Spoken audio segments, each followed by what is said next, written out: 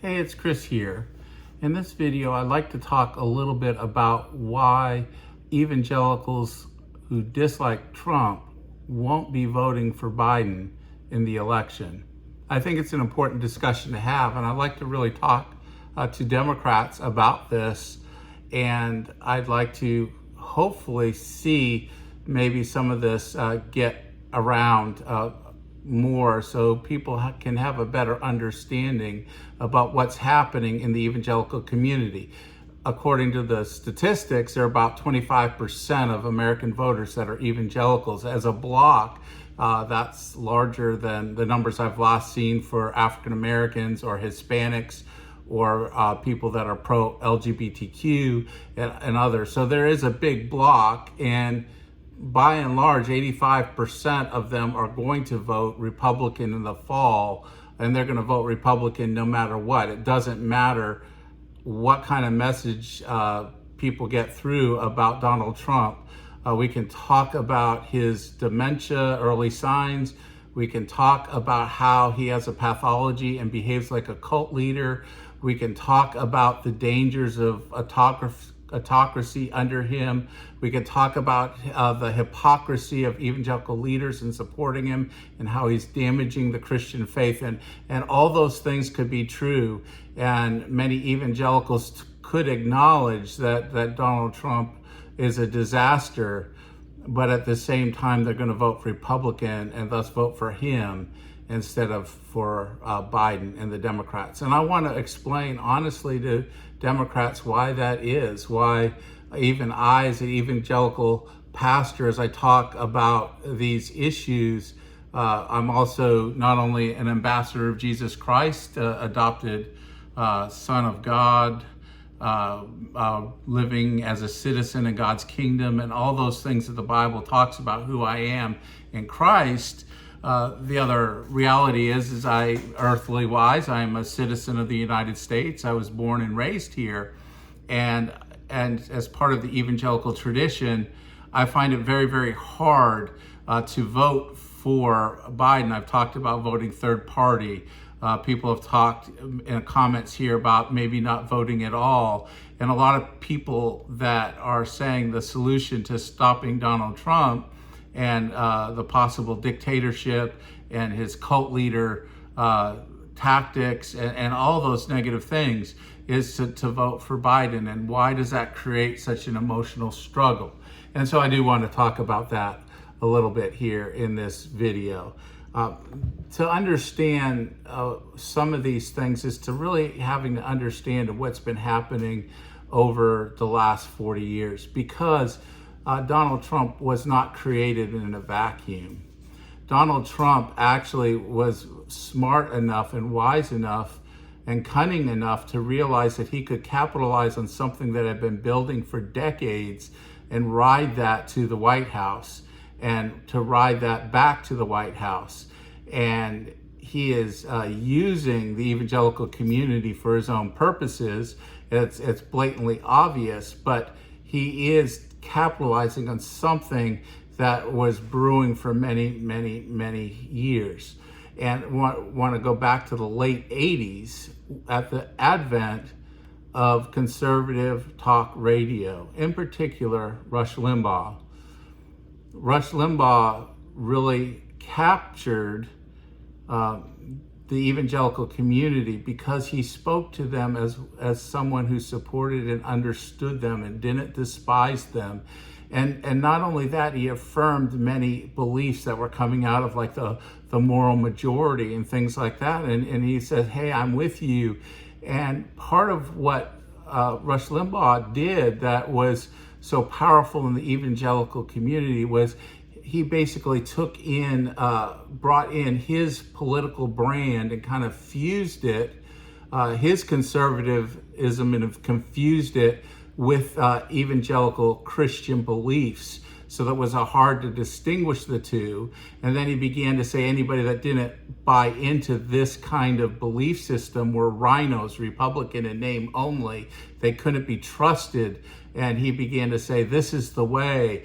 You have to listen to me. And then he started to develop all these other speakers. You had Sean Hannity, Mark Levin. You saw the rise of Glenn Beck, and you saw all this explosion of conservative talk radio, basically saying the same message, basically being very critical of Democrats, and beginning to say that those Republicans that didn't buy into kind of the Rush Limbaugh philosophy of conservative governance were rhinos. They were Republicans in name only. They couldn't be trusted. And so you think about that going on over a period of 30 years, where many evangelical pastors were getting their political philosophy, their political theology, as it were, from Rush Limbaugh. And in fact, Rush Limbaugh's teaching carries more weight in Christian circles than the teachings of Jesus in the scripture in many cases. But people don't recognize that, because a lot of pastors who are poorly trained, and there are many poorly trained pastors preaching in churches, large churches, mega churches. If you look at the training that many mega church pastors have, it is not very good, and they don't really grasp the scriptures, but they're really good at just communicating stuff. And so they're soaking in stuff like they got from Rush Limbaugh, Sean Hannity, Mark Levin, all these others as truth, and they begin to filter the scriptures through this political truth, this social truth that they're getting from conservative talk radio. And as they did that, they began putting it out as truth. And so they started doing that, and the debate in conservative circles moved from radio to, with the internet rising up, to blogs, and then other social media and streaming. And now you have Newsmax, Fox News, and all these streaming services, all these things. And the sole news source of many evangelical Christians is this right-wing conservative echo chamber, in which they're told things like all Democrats have mush for brains. They're stupid. Rush Limbaugh used to say that anybody that's liberal has a mental disorder. They're mentally ill. So you have these people hearing for decade after decade after decade, anybody that didn't think like Rush Limbaugh, like Sean Hannity, like all these other conservative thinkers and writers and speakers and entertainers, if they aren't in line with what they're putting forward, then they have a mental disorder. They're diseased, they're defective, they're crazy. And what do? Just like I see on liberal sites, they'll take some way out wacky fringe person and put them on and put on a quote from them or something like that, or some just wild thing a politician says, or what a politician misspeaks, or is just foolishly pandering to some group that's more extremist.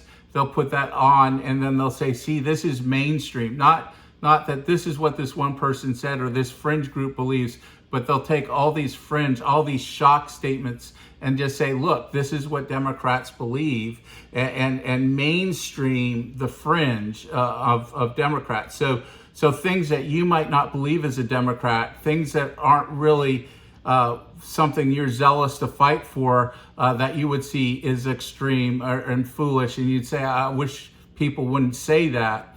What conservative media has done is brought that into the mainstream, and then just said any Democrat that's a Democrat believes all this most wild and extreme stuff. So that's what's been happening. Generation after, basically a whole generation is hearing and seeing this stuff. And so it's no longer about wise versus unwise public policy decisions. It's no longer about what's better for what, or what's worse, a way to solve a problem politically, or what a healthy versus unhealthy society is. It's no longer this debate that's around what's the best way to approach things. And we have different philosophies of governing. We have different ideas about the way to make society function and flourish and thrive. It's become, because of this conservative talk radio, between good and evil, and Democrats are wicked and evil. And now with the rise of Trump, what he's done is he's calling Democrats, basically servants of Satan, that they're communists that want to destroy America, that they're so wicked and so evil that we've got to get rid of them. We can't just talk to them. We've got to get rid of them. And with that in people's heart and putting it in the battle between putting politics and in the realm of the cosmic battle between God and Satan, between good and evil, leaves many evangelical Christians feeling like I'm on God's side, and since the Democrats are on Satan's side, I can't vote Democratic, because if I do, I'm choosing Satan over God. And that has come from years and years of cultivating and brainwashing from these political conservatives to get people to that place emotionally. So emotionally, they just can't get there to vote for Biden. And that's the first thing, because of the rise of conservative talk radio media and how they've cast the conflict between Democrats and Republicans as a matter of good versus evil, of God versus Satan. So that's the first thing. The second thing, and I think this is the fault of Democrats, is Democrats have made no real outreach to evangelicals, basically writing evangelicals off. Back when it was Carter versus Reagan in 1980, the vote was about 50-50. Now it's about 85-15 Republican versus Democrats. Democrats have basically given up on the evangelical vote. And in these elections where we're so polarized, where 2 or 3 points makes all the difference, just to throw away the evangelical vote as if it doesn't matter, really hurts Democrats, I think, because then you get an election like this one, and there's no outreach really to evangelicals, and because of that, they're almost as a whole block are going to vote for Trump. And then there are those like me who are emotionally struggling, saying, can I ever support a Democrat and vote for a Democrat? A lot of that is what we've been brought up in, what we've been brought to believe, and Democrats have done nothing to try to alleviate those concerns. And so what we're left with is that Democrats despise and hate us. And many Democrats, like myself, are basically white working class people, or at least grew up in that environment, which is a traditional Democratic constituency. But you didn't see any big outreach to Tim Keller when he was alive. You have Russell Moore. You have people like that are in the evangelical movement that are very conservative, and Democrats are making no effort to go and listen to them and hear what their concerns are, to hear what evangelicals are worried about in the country, and to see if you can, as Democrats, kind of build bridges between evangelicals and other constituencies that you have that are part of your caucus. Because of that, there is this feeling that with Democrats we're persona non grata. So if we were to vote Democratic, we would be voting for people that despise us, that call us bigots, that put us down, that belittle us, that don't care about us, as a people, as a group, of things that are important to us. And that does hurt the Democrats, because you haven't been doing that all along. Now you're in this situation where you really need people to see who Donald Trump is, and there are people that are seeing who he is and his dangers and everything, but you can't pull them over to the Democrats because people that you've belittled, put down, despised, all of a sudden you want their vote, and you're just not going to get it. Another thing, and this goes on this lines, is progressives that are part of the Democratic kind of coalition have been attacking evangelicals for deeply held biblical beliefs. For example, if I wasn't a Christian, to me, and when I wasn't a Christian, when I was younger and I was not following Christ and I wasn't a Christian, I could not care less about abortion. That was not an issue for me. It only became an issue, pro-life only became an issue after I became a Christian and started studying the scriptures. Marriage and those kinds of issues. Back when I was not a Christian, I wouldn't have cared who got married. I wouldn't care about what people wanted to do with gender dysphoria and things like that. It wouldn't have mattered to me. But when I became a Christian and started studying the Bible, I developed these deeply held beliefs about God's design and order for creation that I just can't walk away from. Now, my heart is maybe much different. You see these culture warrior evangelicals that are mean, they're nasty, and they're out there just trying to shove beliefs down everybody's throat. And some of those beliefs, even though they're conservative, they're not really biblical beliefs. They just masquerade as biblical beliefs.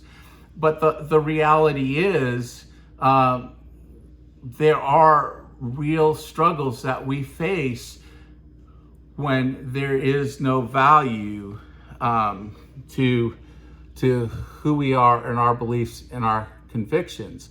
So some evangelicals that you could get to vote Democratic and vote for Biden, because this feeling is that there's this culture war going on, and I see the right side of it because that's the world I live in, but there's also the left side of the culture war, these two poles and extremes, which most Americans like me are in the middle. We're not part of these extremes, but these extremes are fighting this culture war with winners and losers. And so again, it's all of this kind of thing, and many evangelicals feel like they are not people to be won in or valued, but people to be defeated, people to really hurt and harm. And because of that, because there isn't any communication that there is a value to you, the assumption is, because of the right-wing conservative talk, is that they're out to get you, they're going to destroy you, they're evil, they're of Satan. A vote for Biden is a vote for Satan. And you've got people, even when they're trying to break free mentally from that and say, I realize that this is a lot of propaganda I've got over my whole life. When you're raised in that, it's hard just to emotionally switch. And Democrats have done nothing, again, like I'm saying, to do that. The last thing is, there is deep concerns on social issues. Probably more than anything else, evangelicals are going to vote based on social issues. And they're most likely to make social issues the determiner of who they're going to vote for. And you can get into all the fine points, but the reality is things have changed in public perception. I remember when I was younger, Democrats would say that we want abortion to be safe, legal, and rare. And many Democrats would go out and say, I'm personally opposed to abortion. I believe it's a moral wrong, but I want to respect the law to allow for abortion. When I was younger, I would hear many Democrats say, we need to keep abortion legal, but we need to do more stuff to reduce the need for abortion, because we don't think that it's good for a society just to have abortion, unrestricted abortion. What we think is good for a society, that every child is wanted, and all those kinds of things. Now, pro-life community can differ with Democrats on this issue, but there at least was an understanding. Our common ground is that we really don't want just unrestricted abortion for any reason, that we want it to be rare. They want it to be legal. We don't want it to be legal, that kind of stuff. But we can debate this, and they're just good people on both sides of the issue.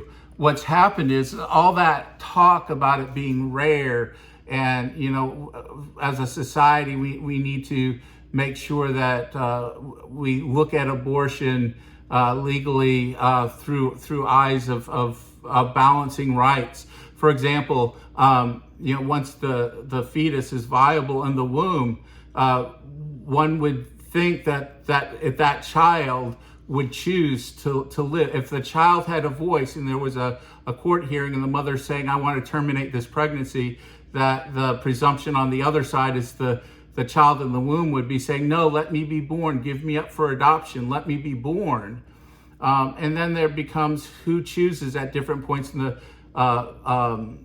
pregnancy. Does the mother always have a right to choose abortion? She decides she wants abortion, a week before the baby would be born anyway, those kinds of things. And so when you have abortion rights groups talking about unrestricted, unfettered abortion through 9 months, and then you have some extremists say, even after the baby's born, we'll have to look at that and consider it.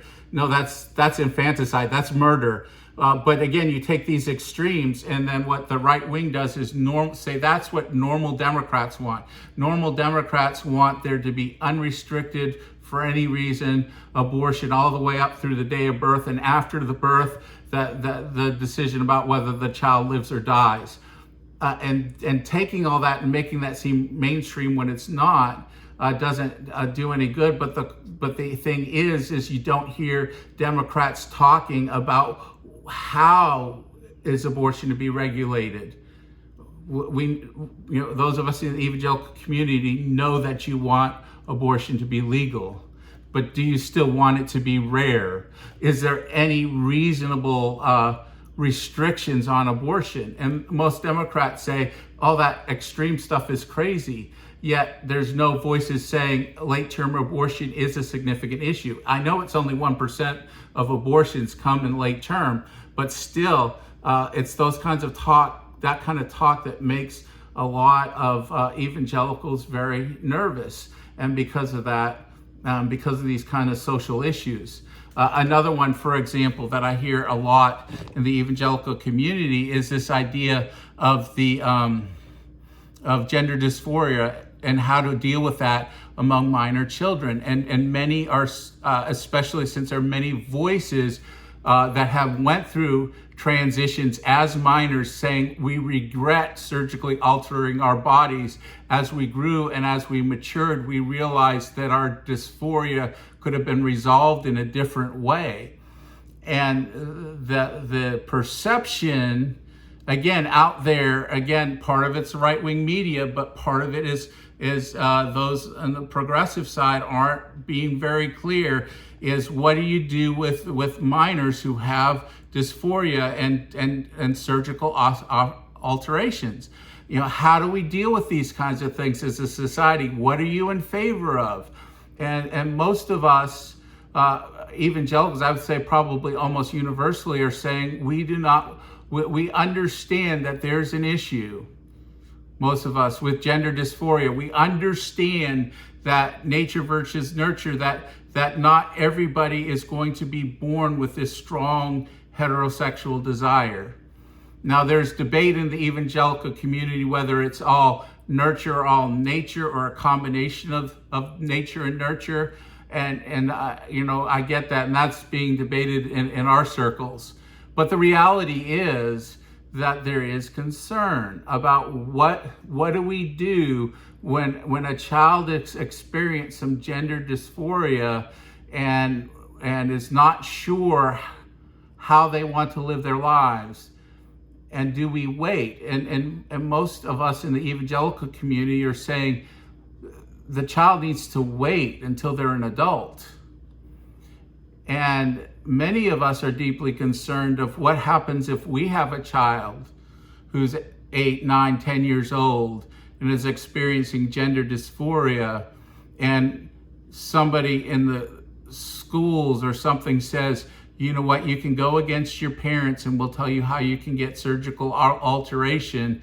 And if your parents don't agree with it, it's child abuse and we'll put your parents in jail. Now, again, a lot of that is the exaggeration of the right-wing media, but the reality is that Democrats have not spoken clearly on these issues about what the limits are, and because they don't want to offend parts of the Democratic coalition. But we could go on about these kinds of social issues, but the desire not to offend people in the Democratic coalition, and then not hearing evangelical concerns makes it less likely that evangelicals can vote for Biden.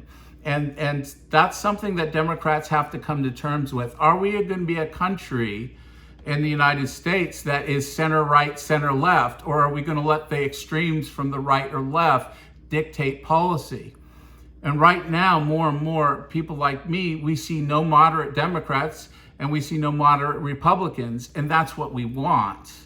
As citizens, I think many of us evangelicals would like to see more in the moderate, that's willing to listen and hear to all the parties involved and be willing to come up with societal solutions from listening to everybody. But when evangelicals feel they're cut out of the conversation on the Democratic side, there is this real feeling that everything the Democrats are going to do is going to go against the deeply held beliefs that evangelicals have. Now, as I say this, and I'm going to wrap up with this, there are a lot of very bad evangelicals out there. There are a lot of evangelicals are cruel, they're mean, they're horrible, they are ungodly. They're claiming the name of God and they're claiming to follow Jesus, but they're doing anything but that. In fact, they're bringing disgrace to the name of Jesus. And I see that and it breaks my heart.